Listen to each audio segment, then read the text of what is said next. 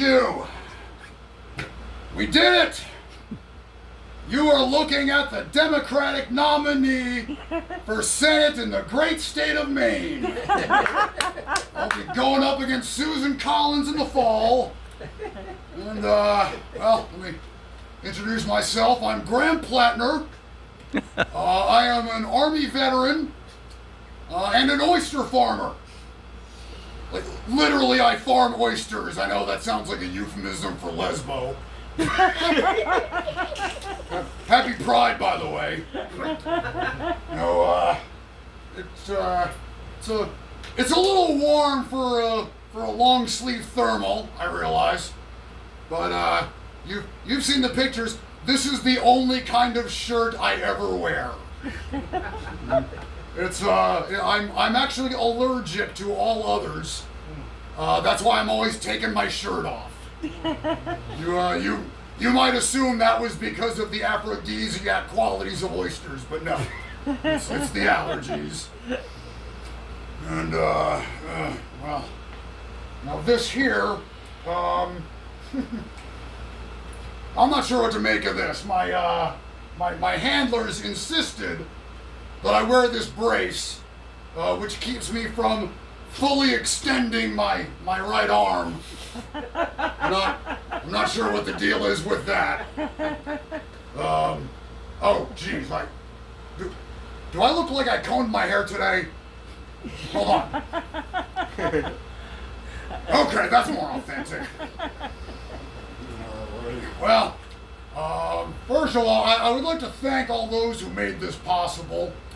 I want to thank the erstwhile supporters, Ro Khanna, Congressman, Chris Murphy, the Senator, and John, and Tom, the hosts of Pod Save America. Guys, thank you for being such a bunch of candy asses. So insecure in your own masculinity that a former prep school kid who lives off the largesse of his mother can convince you he's a salt of the earth, voice of the common man, just by not shaving, wearing Carhartts, and being indiscreet when he burps. Don't ever change, fellas. Well, don't change for the next 5 months. I need you in my corner in the general. You can do whatever the hell you want once my 6-year Reich kicks in. Sorry, term. My 6-year term.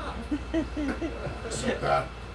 And of course, none of this would be possible without the early endorsement of Senator Sanders. I could not be prouder to have the coveted Bernie seal of approval joining such illustrious company as John Fetterman, Cenk Uygur, Randy Ironstash Bryce, Nina Turner, Brent Welder, and Tulsi Gabbard. Bernie, you are truly a superlative judge of character. Wink. I would also like to thank the army of online trolls who came out in droves for me to defend me from accusations of domestic violence, dropping such truth bombs as "bitches be lying" and "who hasn't locked their girlfriend in a closet overnight?" Now, I'm not sure if there's way more of you out there than one would assume, or just a small handful with a wicked work ethic. Either way, I appreciate you. Because they've got their knives out for us. Me and the movement I'm creating. Yes, they do. The establishment, the oligarchs, they know I'm not fighting for them. I'm not fighting for Chuck Schumer's DNC, or the Epstein class, or the globalist elites, or the rootless cosmopolitans. Hey, is that dog okay? Seems like he was getting increasingly agitated as I tallied up my list of enemies there. He was pulling at his ears. I hope he doesn't have a polyp. But, well, And of course, I was accused of plagiarism because, now, my enemies, they don't seem to believe that man can change. That people can change, that people can better themselves. And you see, my journey is one of transformation. And now some people who heard me utter this line on Chris Hayes' M. Snow show, which I know that sounds like a dumb name for a TV network, but I mean, it's better than the old one. What the hell's an book? But people who heard me say that to Chris Hayes accused me of plagiarism. But try as you might, you will not find James Buffalo Bill Gum or Francis Red Dragon Dollarhide ever uttering those exact words. Go ahead and read the collected works of Thomas Harris. You will not find those quotes in there. Go ahead, I'll wait.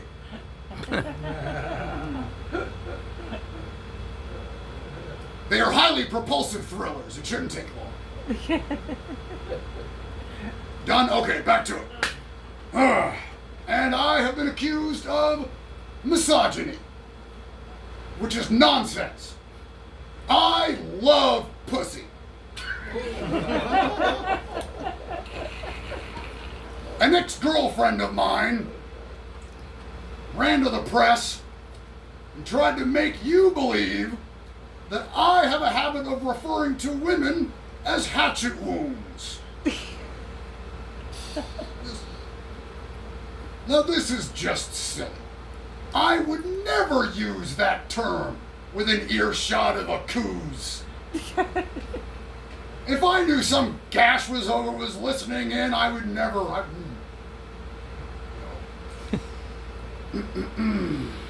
Now, I will address the infamous Reddit comments. Now, you may have read that my enemies have been trying to poison the well against me, saying that there were Reddit quotes attributable to me. You may have heard them about victim-blaming survivors of sexual assault, complaining that black people don't tip, bemoaning the fact that political correctness makes it so you're no longer allowed to urinate on dead enemy soldiers' corpses. Now they say that I made these statements on Reddit under the pseudonym P. Hustle. Yes, P. Hustle. Unequivocally false. It's pronounced fussle.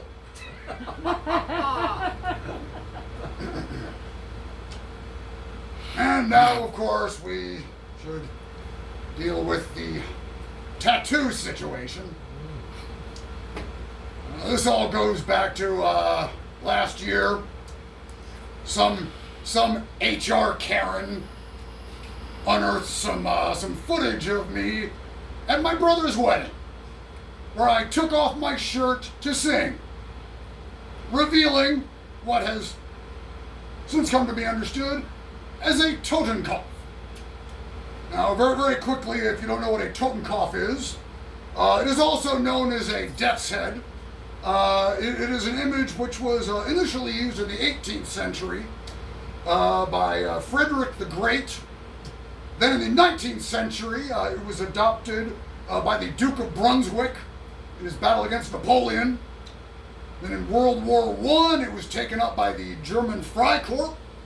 And then in World War II, taken up in turn by the Schutzstaffen, and of course the notorious 3rd Panzer Division. Or so they tell me. I don't know anything about this stuff. I thought it was a Jolly Roger. I was like, hey, cool skull. But, so that explains that. Now, there have been additional incidents since that I should explain away. Like at my great-uncle's funeral a few months ago, when I took off my shirt to sing Amazing Grace, and some mourners took offense at the double S-shaped lightning bolts on my back. To which I can only say, hey buddy, if you don't care about Social Security, then get your own tattoo. I would like for it to remain solvent. Then of course there was the elevator incident. I was riding an elevator with an Asian woman, and okay, disclosure, the vast majority of my letters to Penthouse begin this exact same way, but I don't think those have been leaked yet, so that's neither here nor there. But in this elevator, I took my shirt off to hum along with the music, and the Asian woman with me pointed out that my tramp stamp was not, as I had requested, the Chinese character for honor. As it turns out, that particular pictogram translates a little more faithfully as Christoph Waltz was the good guy in Inglourious Bastards. Mea maxima culpa, what can I tell you? I don't speak Mandarin. And then there was the time someone had a particularly catchy ringtone, so I took my shirt off to sing along, and they were rather scandalized by the tattoo on my right bicep, which is a Star of David with the little Ghostbusters no symbol over it. You know. And they accused me of being anti-Semitic. For the umpteenth time, people, anti-Zionism is not anti-Semitism. I don't know how many times I got to explain that to you, Heaps, but... And finally, just earlier tonight, I caused a bit of a scene.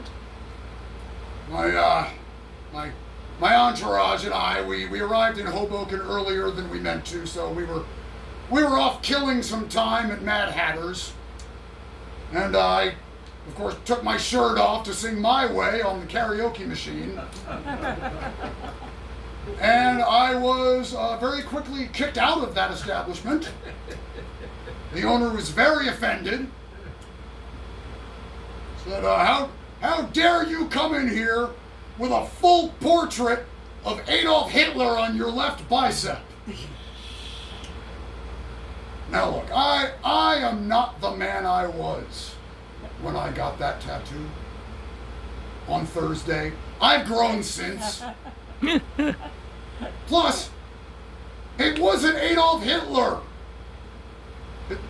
It's Paul. Now here's what happened. I saw this on the itinerary, so I checked your Facebook page. You know, I like to do advance work, and saw a lot of pictures of him. Said, "Oh, this must be some big local muckety muck." You know, time to pander. And it wasn't until the artist was putting the finishing touches on that I remembered you can't actually vote for me in Maine. So, but